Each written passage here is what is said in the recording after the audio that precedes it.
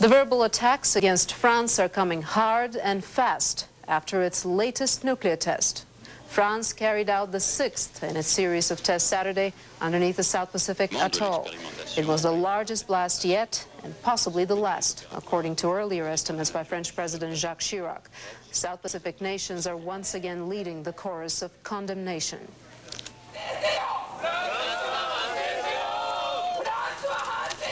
In Japan, the only nation to suffer an atomic bombing, protesters voiced their disapproval. One woman took out her frustration on an effigy of Mr. Chirac. France has promised to sign a nuclear test ban treaty after the series is over.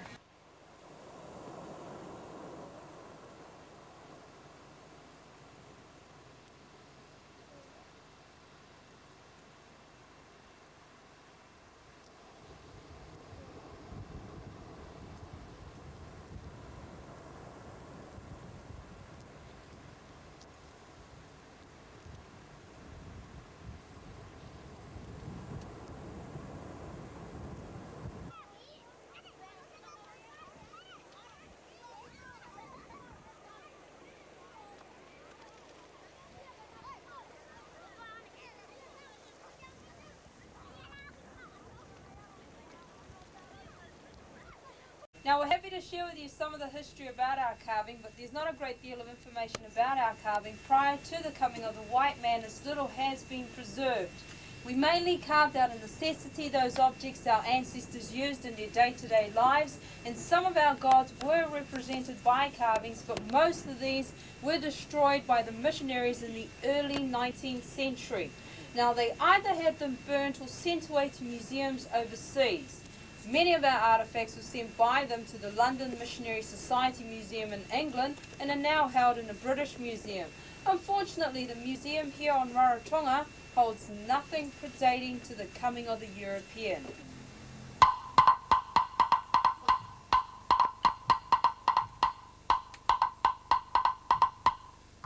Kia orana tapi, pete koi.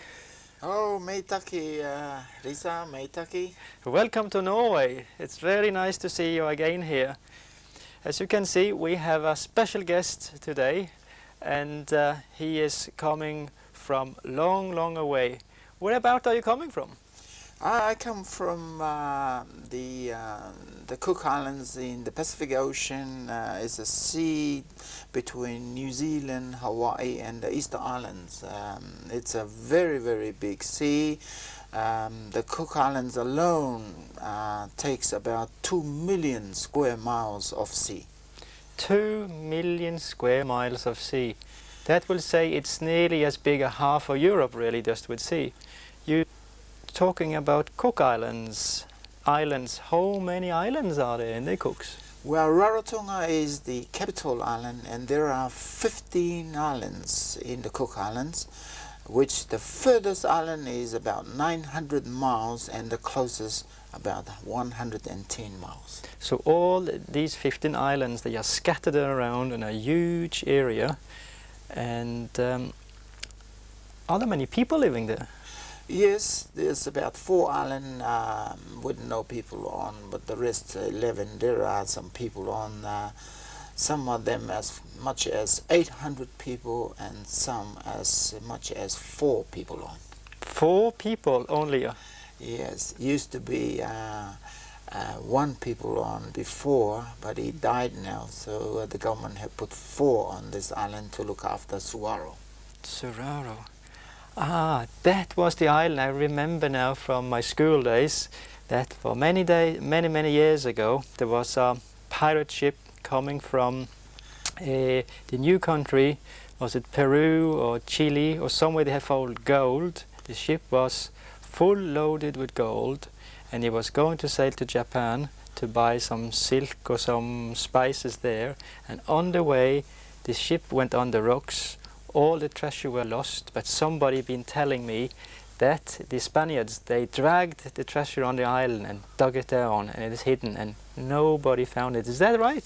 That is right. There has been some expeditions from the Cook Island trying to look for the gold. Oh. And of course, you know, the island is so low to the sea level possibly about the highest point could be about 5-6 foot high above sea level.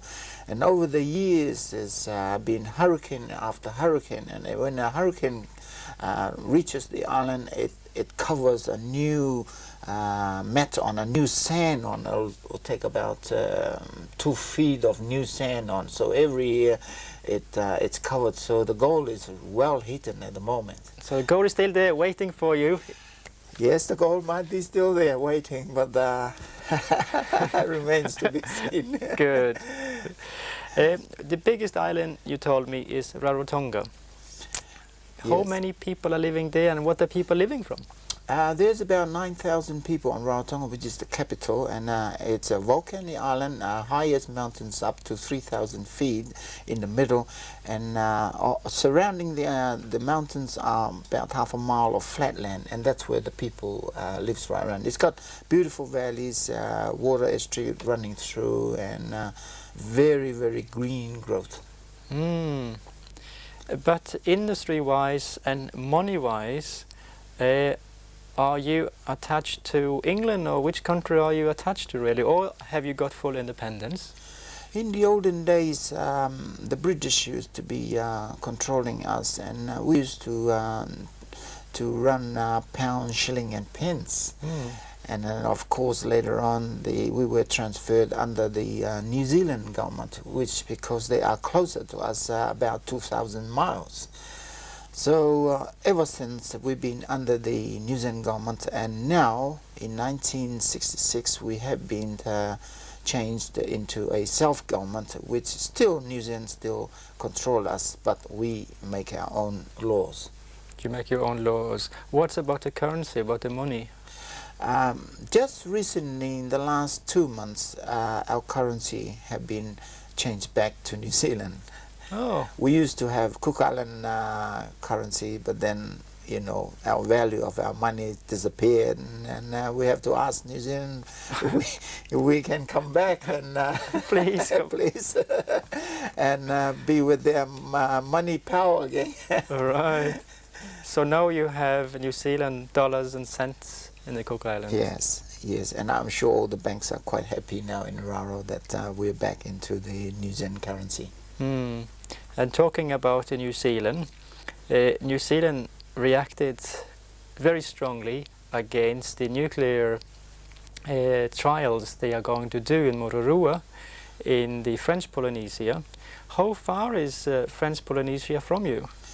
Mururoa, where they are exploding the bomb, in the last few months we have been putting a lot of protests with the renewed testing of the bomb in Mururoa, because we are the closest to this bomb. We're only about 900 miles, and one of our island, Manaya, Achum and Mauke, are closer, which is about 800 miles to the bomb. That's very near. That's from Stavanger up to Trondheim in our measurements. The French, they started for about 20 years ago making nuclear tests in this area. There were 3 islands they took out. It was Mururoa, Fangatofa and Hua. And they did explosions in the atmosphere in the beginning from 1966 to 1974. And then they went underground afterwards. In these years, from 1966 to 74, where they had the nuclear explosions in the atmosphere, did you have any discharge, any problems you think of that could have happened on the Cook Islands? I've heard you talking a bit early on about leukemia, is that you called it? Cancer, blood cancer. Yes, in 1986 I lost one boy. He had blood cancer, which is leukemia, and we took him to New Zealand, and he died 2 years after. There has been more children who have died. This is why we're fighting. We know more from the Cook Islands will die. Yes. But there has been no proof, but we believe it has come maybe from the bomb. But we asked doctors in New Zealand what is the cause. Nobody has come with the answer, but we believe this could have been something that started, because when the atmospheric test stops, there has been a decrease of the disease, and now they are going to start again. So we don't know. Yes, the French, they have put up huge drilling rigs similar to what we have in the North Sea. They are drilling about 1,500 meters down, where they put this nuclear head for this trial, and the main ground here is basalt and coral, and they say that it's very safe to do these explosions. But why do you think France is so interested of doing trials here in Polynesia, so far away from France? Could there be any special reasons, you think? Well, maybe I think because it's not safe to do it in their backyard, so they take it right far away from them and from the big countries in Europe, so there won't be that much protest, because in the Cook Island only 9,000 people, 20,000 people and 9,000 in Rarotonga. So maybe because down there he looks at us, we're only a drop in the ocean, and we can cover us our noise. You were talking early on that the Prime Minister in Tahiti, Gaston Laflosse, he went to Rarotonga not so far ago, and I don't know what the purpose was. And tell me what happened there. Well, that was a very, very interesting trip. It was the day of remembering our self-government. That day he came to participate in the celebration. He was told there would be a lot of protests, but he thought that we are not really protesting, maybe only a few people. But to his surprise, when he arrived at the airport, there was thousands and thousands of people protesting about the resumption of the exploding of the bomb. And he didn't last long in Raro. The next day he went back quickly, and now he knows that that we are serious, and we don't blame him, because perhaps he's just a meat in the sandwich, and because Chirac is the main man, and Gaston France could be just a puppet on the string, and when he tells you go there, you go there. But possibly just because in the years before we used to, France give us some money, which is very, very unusual, giving us aid and to our country. Maybe because so we can make no noise. But we find that from what we read from the world, from the news about the bomb, and I don't think the money is everything. I got the impression as well when I was in Tahiti last year that there are lots of technicians, roughly 2,000 technicians working with these scientific persons, and then all the administration coming over to France. They are paid very well, there's lots of money involved, and we went into a local shop just to buy 3 small ice creams, those bounty ones, you know. We paid equivalent to 70 Norwegian kroner for 3 ice creams. And then we thought, okay, maybe it is imported. Let's go and buy some bananas. We bought a kilo of bananas, and I'm sure it's more expensive down there than it was in a local shop here in Rimi, for instance, in Norway. So the cost of life is very, very high in French Polynesia. That could be one reason that the French are putting so much money into this. And they have so much prestige in it to build up these nuclear technology. But do you think, or has it been anything you know about, that the French are trying to come in to your islands to pay people to be quiet, don't shout too much, don't let the world know what's happening?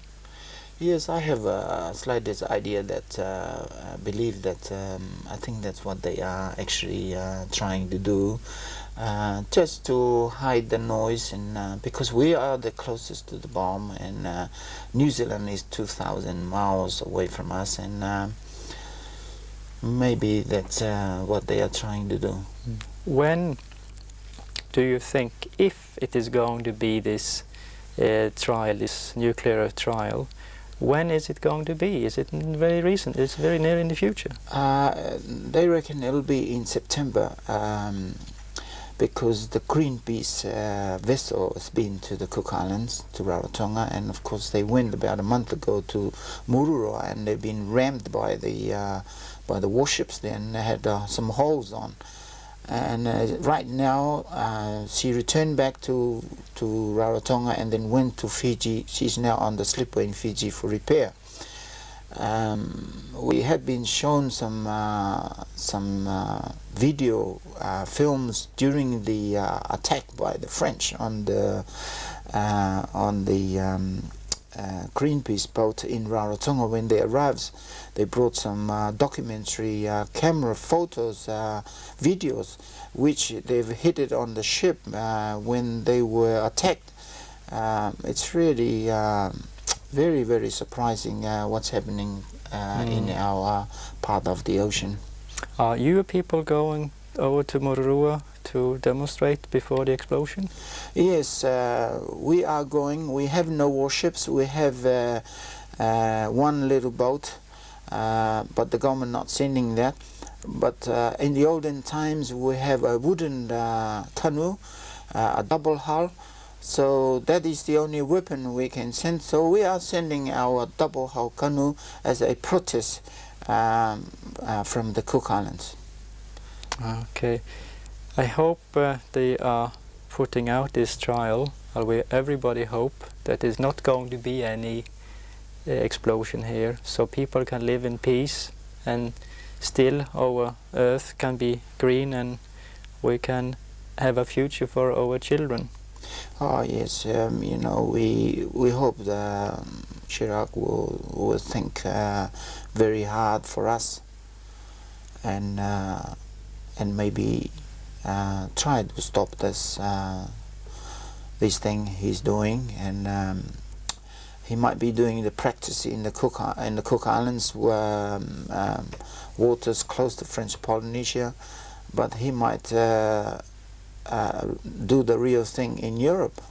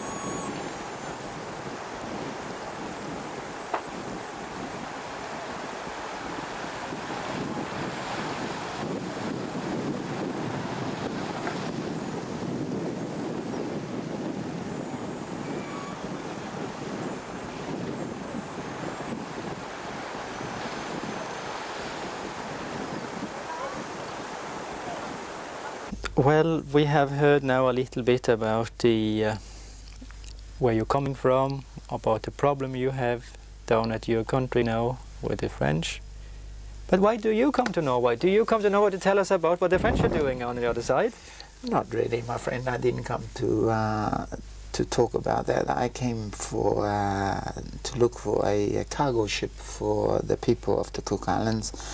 In the olden days, we used to grow our own tomatoes, export oranges and export bananas and pineapples. We export them to New Zealand. And those days, the big ship used to come through London, England, and went through the Panama, through the Cook Islands, unload all the flour, rice, sugar, some cars and timber, and then continue down to New Zealand. But while in the Cook Islands, loading the ship with bananas, oranges, pineapples, and then take to New Zealand and sells it there. Well, today Australia is growing bananas, they're growing pineapples. Maybe one plantation of pineapple could be the size of Rarotonga. So for us, how can we compete with this on the market in New Zealand? And there could be a banana plantation twice the size of Rarotonga. And so we have been very, very unfortunate for these. And of course, we've been taught how to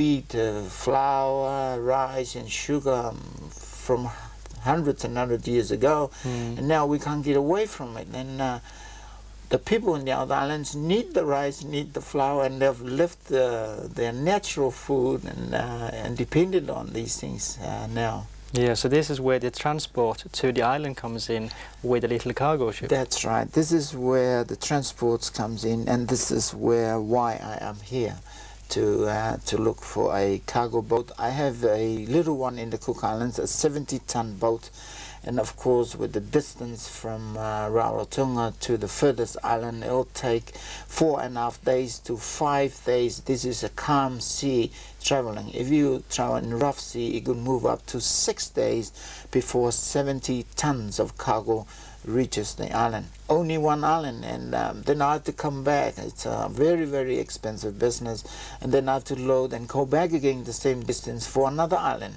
Aye. So this is where we need a big ship where we can load all the islands in this cargo, in this boat, and then take it one run and then deliver it all around. Yes, so when you're going out to the islands, there is no harbor facilities there.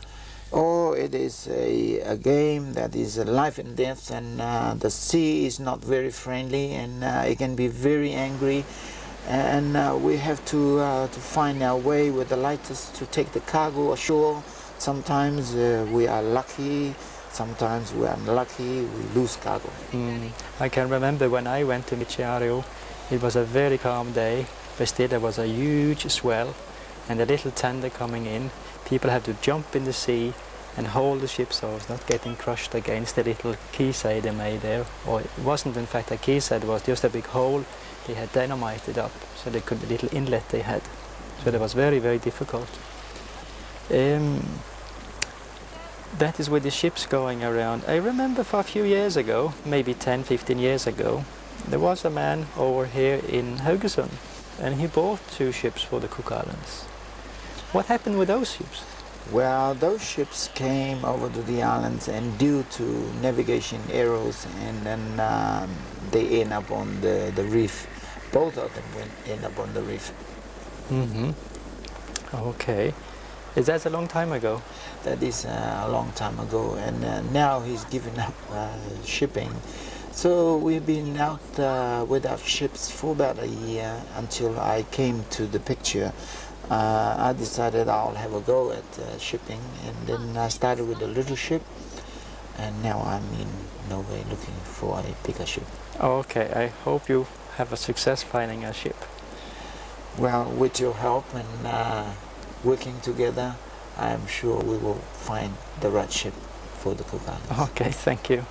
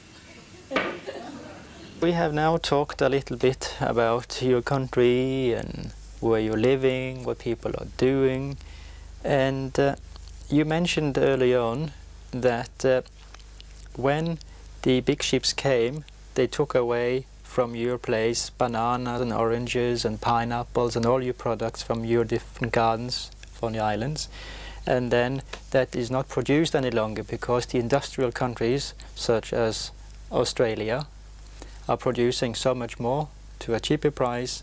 People stopped producing, and they are, as you said, they are buying cabbages now from New Zealand. Right? What do you think is the answer for the islands now? Are you going to be completely dependent from us? Well, looking around while being here in Norway for a short time, I can see that Norway fishes a lot, and I know we have a big ocean area in the islands, and right now the Koreans, the Japanese, and all other big countries are harvesting our fish in our garden, and I've just noticed then that why can't we take our own harvesting instead of depending on these other countries to do, because they take our fish, they put it in the cans and send it back to the Cook Islands for us to buy, and I would believe would amount to about 12 million kronas, your money, and it could be more. So if we would like to save this money, the only way for us I can see is we have to be trained, and I can see Norway would be a very, very good place to for our people to be brought here to be trained, because I don't think the Koreans would love to train us, or the Japanese would love to train us, because once we know how to fish, they will be kicked out of our garden. Yes. So I think over here you have very good technology, so it would be nice to get some of our people from the islands here and be trained in the fishing, the manufacturing in the cans, and also the building of the fishing boats. I saw one the other day. We went down the sea there. It's made out of fiberglass. I was so amazed with this boat that we can actually do these things in the islands. I know fiberglass is already in the Cook Islands, but they don't have the technology that a fishing boat can be built out of these things. And seeing this one in Norway would be very good for the Cook Islands. Yes, and for the canning, I think you come to the right place, Stavanger, and this area was the biggest canning town, I would say, in the whole of Norway for only about 50 years ago.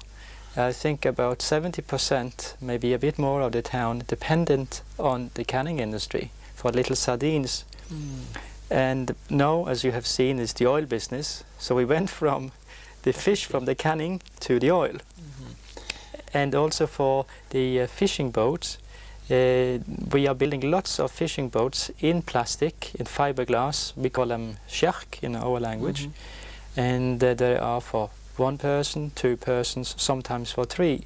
They are, as you're saying, relatively cheap to make, easy to make when you know the technology. And the expertise we have had for centuries how to fish. How do your people fish when they go fishing now?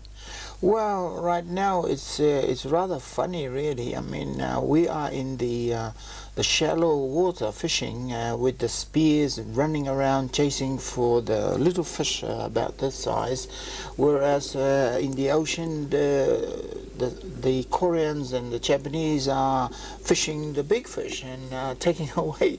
It looks stupid when I think now, after I've been here to Norway. So you have no fishing boats or no technology how to fish? No. Do you know anything about trawling and things like that? Or No, nothing at all about trawling. I was amazed that little boat we can throw that net down. I thought he was just going to drag them above the sea level, but when he said he goes down 380 meters, 340 meters down, I couldn't believe it, because I remember some of the fishermen in the islands, they have this long line, they go down, they said, oh, they catch the fish about 70 meters, 90 meters, and your net is going down 3 times the depth. Yeah. Our fish is there. Yes, sure it is. So what you need, as you're saying, is maybe a possibility of training your young people. Yes. We need these people to be trained. We're paying a lot for the big fish from the ocean on the island, and we need training. So perhaps in the future we might get some grants for you young chaps to come here to Norway, being trained, and then take the know-how and the technology how we are fishing down to you, and see if we can use that the same system down there. Yes, we would love to have that. These things, would love to have it, but we are a very poor country. Money is our problem. But I'm just gonna go back to the islands, and I will try and talk to the politicians. And but I know that right now we are not a country who have any surplus money. We are very, very poor. We need help, and I will see what I can do.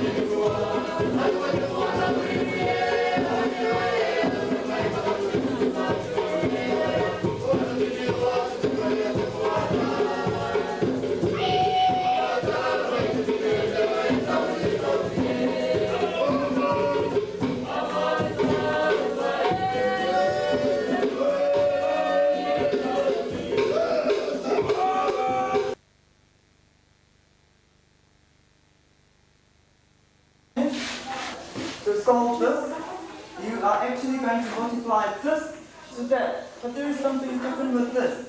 It's 4a to the power of 2. It's not 2a to the power of 2. It's 4a squared brackets, meaning this one. Put them down as you go, and then work the phone numerals times a, which is all your a's there. We all know that the index.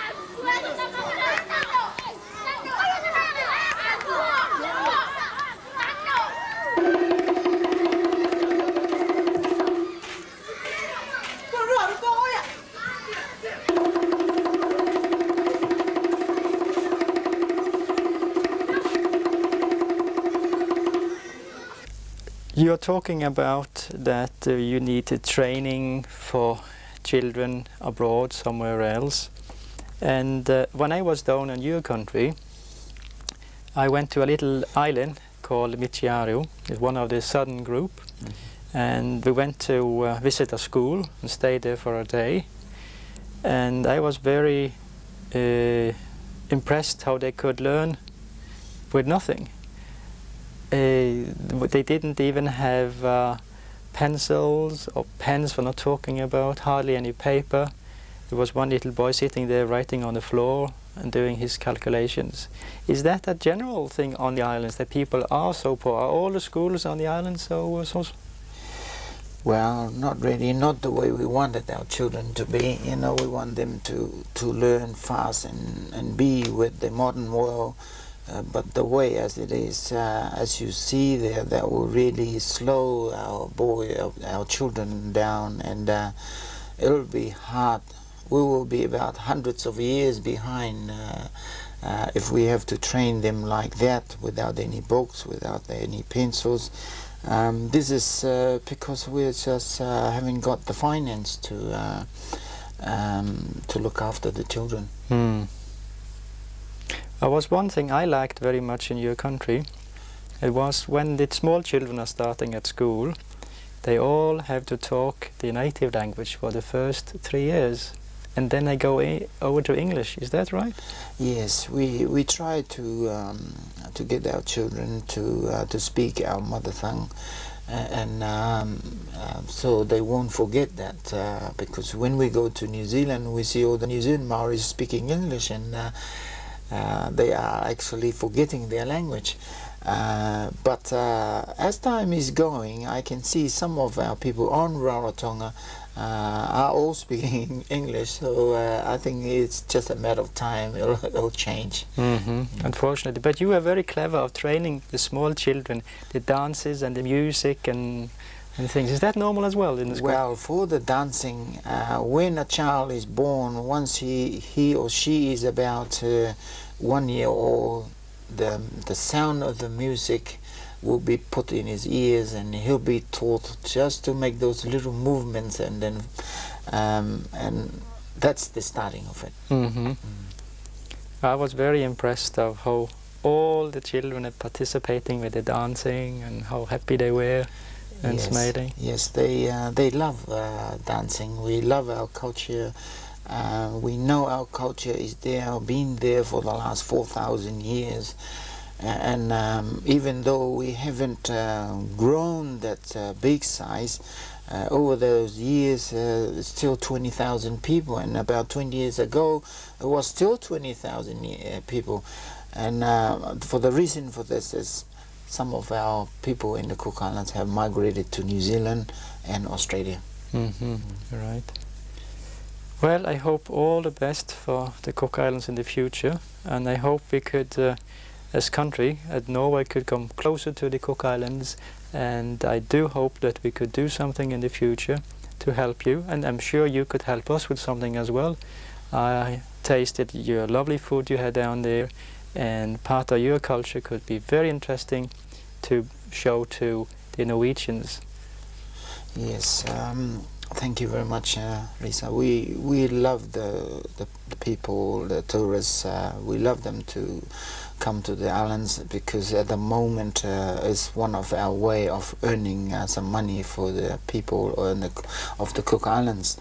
We always look at the tourists. We have to look after them. We would and treat them well, to be friendly with them, and so for the future we depend on you. Thank you for coming here. Thank you very much. Everybody, the school is divided into two areas. Firstly, we have the primary school on this side, new entrance 4 years up to about 10 years. And on the other side of the school, we have our secondary area, Form 1 up to Form 5. We have a roll number of about 270 staff. There's about 18 staff teaching in our school. Most of the staff speak 2 languages. You can see with the trees with red flowers. We call it tipai.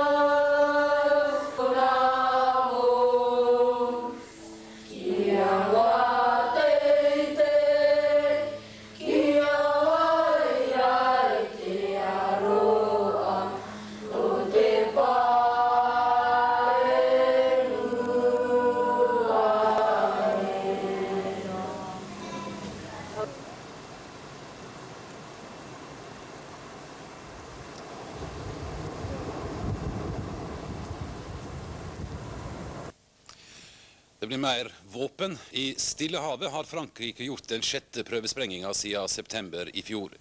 Kritikere omtaler sprenginga som et slag i ansiktet på de som forhandler med sikte på kjernefysisk nedrustning. Prøvesprenginga ble gjort på Mururoa-atollet og blir også denne gangen sterkt fordømt. Det i dobbelt forstand dekning for å si at verden ble rystet da det smalt klokken 10:30 norsk tid i går kveld.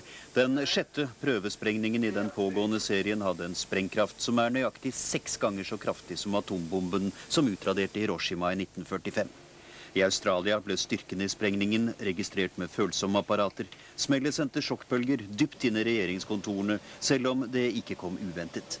Lederen i Canberra, som har ført an i den internasjonale fordømmelsen, hadde til det siste håpet at franskmennene skulle bøye av. Utenriksministeren betegnet atomprøveprogrammet som et dypt uansvarlig kapittel i moderne fransk historie. President Jacques Chirac har antydet at programmet kan bli skåret ned fra de planlagte 8 til 6 prøvesprengninger. Men da den franske ambassadøren til Canberra ble spurt om dette betyr at det nå slutt, svarte han svært unnvikende. It's always been said in the last few months that the test would stop before the end of February. So that's the limit. Og i Japan, det eneste landet som har vært utsatt for atomvåpenets redselsvirkninger, fikk protestene et dypt følelsesmessig innhold i dag, ikke minst i Hiroshima.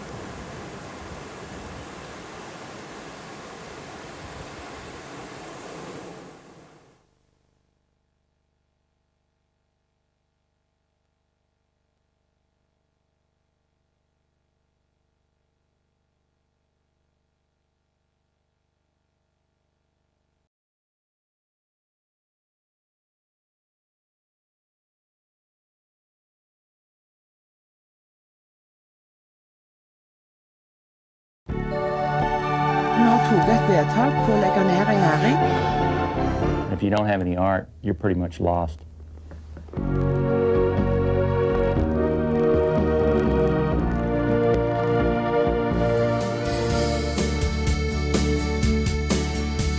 Hvis båten du kommer med legger til kai, og det hagler og snør sånn i midt under meg, ingen tvil, da du her i Stavanger. Det skader du går i fotløy i sang, eller pøp på hvert hjørne, da føler